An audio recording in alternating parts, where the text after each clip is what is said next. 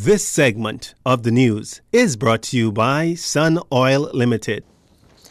Welcome back. The Royal Bahamas Defense Force addressing public concerns regarding an incursion response drill which simulated the use of its infantry equipment and armed personnel.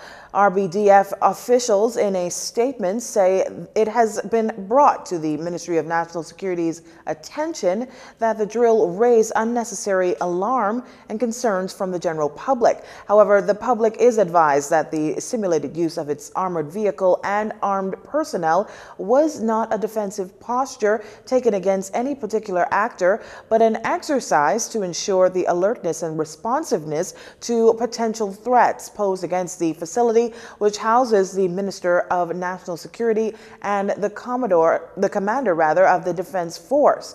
The force continues to participate in training opportunities and execute drills that allow for effective responses that preserve the life and safety of its people during diverse and varied operations, in keeping with the strategic mandate of being prepared to serve and respond to security threats that may arise. The Royal Bahamas Defense Force may periodically simulate a specific threat occurring in the Bahamas and evaluate the effectiveness of the response to that threat by pertinent agencies.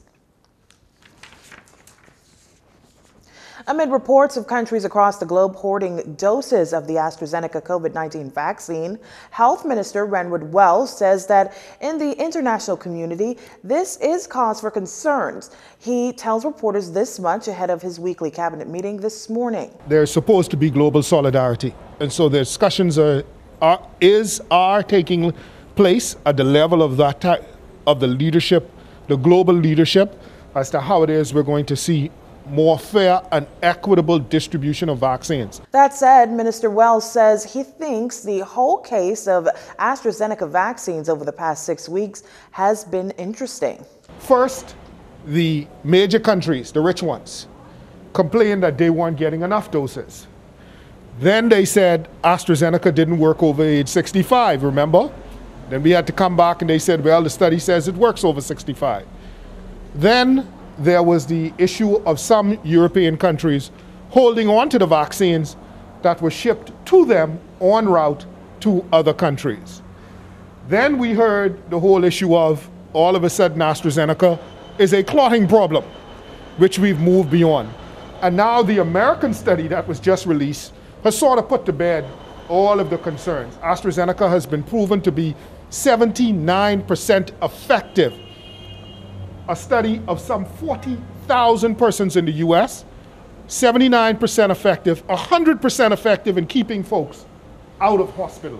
Minister Wells says the government's in the process of obtaining those vaccines purchased through the COVAX facility last year, adding that he believes, as the country moves forward with its vaccination rollout, the Bahamas will see a more equitable distribution process among countries. And the Bahamas Ministry of Health and Public Hospitals Authority received a donation of 1,020 COVID-19 tests from officials of the Pan American Health Organization in a continued response to the pandemic. The test kits were secured via a grant from the Canadian government. Health Minister Renward Wells thanked the Canadian government and PAHO. He elaborated on the health and social impact the donations would have on Bahamians.